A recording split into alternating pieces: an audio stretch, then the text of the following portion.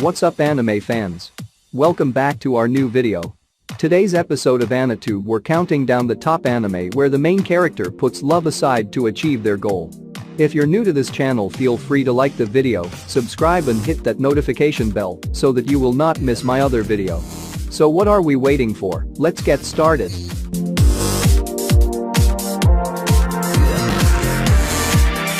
The year is 1983. The Cold War is in full effect and humanity is under attack. Strange aliens, given the name Beta, have descended to Earth with the goal of destroying all life. Soldiers have been tasked with piloting large combat suits called Tactical Surface Fighters (TSF) to repel the alien invaders, but the front line is slowly being pushed back towards the surviving cities. SWHWARZESMARKEN follows the story of 2nd Lieutenant Thier and the other members of the 666th TSF Squadron, a ruthless unit that values the mission's completion over human life. Stationed in East Germany and led by war hero Captain Iristina Bernhard, the unit specializes in counter-assault attacks on laser-class Beta. But the 666th Squadron finds itself with more enemies than just the alien forces when optimistic rookie Kasia Waldheim joins the squadron, drawing the attention of East Germany's secret police, the Stasi.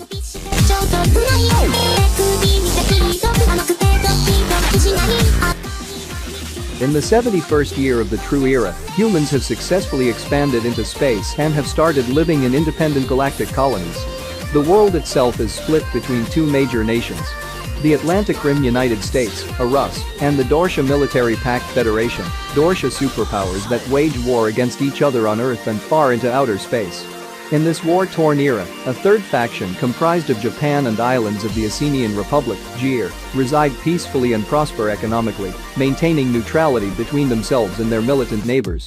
Kakimiki VALVRAVE commences in an outer space GER colony, where 17-year-old Haruto Takashima's peaceful life is turned upside down as a sudden Dorshan fleet breaches the neutral colony. Their objective is to seize the VALVRAVE's powerful but rumored mechanized weapons hidden deep within Haruto's school, Sakamori Academy. In the ensuing chaos, Haruto stumbles upon one of the targeted VALVRAVE's. With his friends' lives in peril, Haruto enters the mecha and seals a contract for its power in exchange for his humanity. With the aid of Elf, an enigmatic Dorshan agent and gifted strategist, Haruto and the VALVRAVE initiate a revolution to liberate the world.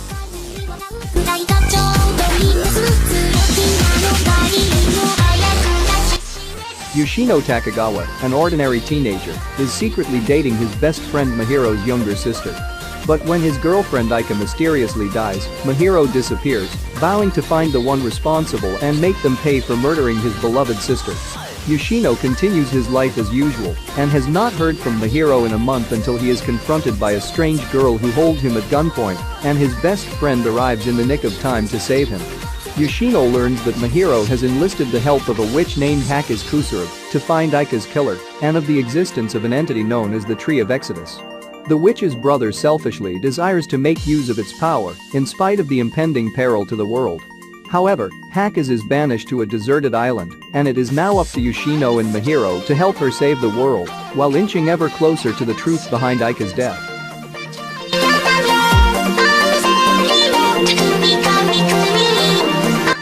On the precipice of a cataclysmic drought, the star readers of the Shin-Yogo Empire must devise a plan to avoid widespread famine. It is written in ancient myths that the first emperor, along with 8 warriors, slew a water demon to avoid a great drought and save the land that was to become Shin-Yogo. If a water demon was to appear once more, its death could bring salvation. However, the water demon manifests itself within the body of the emperor's son, Prince Chagam. By the emperor's order, Chagam is to be sacrificed to save the empire. Meanwhile, a mysterious spear-wielding mercenary named Balsa arrives in Shin-Yogo on business. After saving Chagam from a thinly veiled assassination attempt, she is tasked by Chagam's mother to protect him from the emperor and his hunters. Bound by a sacred vow she once made, Balsa accepts. SEIREI no MORIBITO follows Balsa as she embarks on her journey to protect Chagam, exploring the beauty of life, nature, family, and the bonds that form between strangers.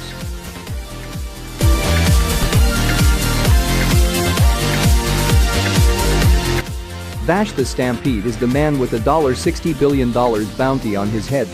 The reason? He's a merciless villain who lays waste to all those that oppose him and flattens entire cities for fun, garnering him the title the Humanoid Typhoon. He leaves a trail of death and destruction wherever he goes, and anyone can count themselves dead if they so much as make eye contact, or so the rumors say. In actuality, Vash is a huge softie who claims to have never taken a life and avoids violence at all costs. With his crazy donut obsession and buffoonish attitude in tow, Vash traverses the wasteland of the planet Gunsmoke, all the while followed by two insurance agents, Meryl Streep and Millie Thompson, who attempt to minimize his impact on the public. But soon, their misadventures evolve into life-or-death situations as a group of legendary assassins are summoned to bring about suffering to the trio. Vash's agonizing past will be unraveled and his morality and principles pushed to the breaking point.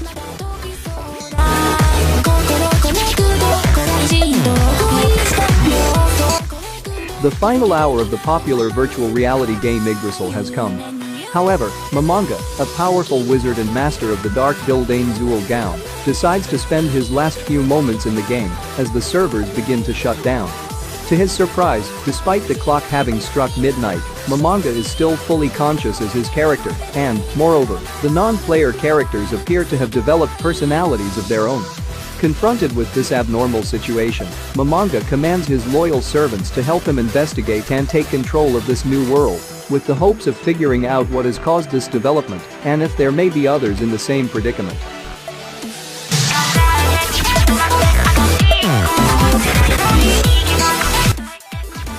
Arsène Lupin III, the grandson of the fictional gentleman thief, Arsène Lupin, is considered the world's greatest thief, known for announcing his intentions to steal valuable objects by sending a calling card to their owners. His right-hand man and closest ally is SWHWARZESMARKEN, an expert marksman who can accurately shoot a target in 0.3 seconds. Although Lupin and Jigen frequently work as a two-man team, they are often joined by Gomen Ishikawa, a master swordsman whose sword can cut anything, or Fujiko Mine, a femme fatale and Lupin's love interest. Although Fujiko usually works together with the others, she occasionally exploits Lupin's interest in her to steal the treasure for herself.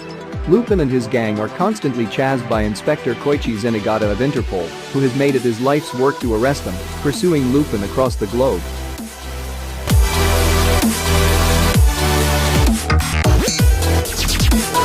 Japan, 2039. 10 years after the outbreak of the apocalypse virus, an event solemnly regarded as Lost Christmas, the once proud nation has fallen under the rule of the GHQ, an independent military force dedicated to restoring order. Funeral Parlor, a guerrilla group led by the infamous Guy Tsutsugami, act as freedom fighters, offering the only resistance to GHQ's cruel despotism. Inori Yuzuriha, a key member of Funeral Parlor, runs into the weak and unsociable Shu Aoma during a crucial operation, which results in him obtaining the power of King's ability, which allows the wielder to draw out the manifestations of an individual's personality, or voids. Now an unwilling participant in the struggle against GHQ, Shu must learn to control his newfound power if he is to help take back Japan once and for all. Guilty Crown follows the action-packed story of a young high school student who is dragged into a war, possessing an ability that will help him uncover the secrets of the GHQ Funeral Parlor and Lost Christmas. However, he will soon learn that the truth comes at a far greater price than he could have ever imagined.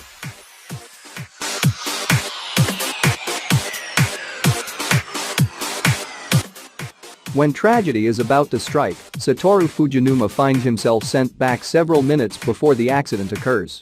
The detached 29-year-old manga artist has taken advantage of this powerful yet mysterious phenomenon, which he calls revival, to save many lives. However, when he is wrongfully accused of murdering someone close to him, Satoru is sent back to the past once again, but this time to 1988, 18 years in the past. Soon, he realizes that the murder may be connected to the abduction and killing of one of his classmates, the solitary and mysterious Keiyo Hinazuki, that took place when he was a child. This is his chance to make things right. Boku Date ga Inai Machi follows Satoru in his mission to uncover what truly transpired 18 years ago and prevent the death of his classmate while protecting those he cares about in the present.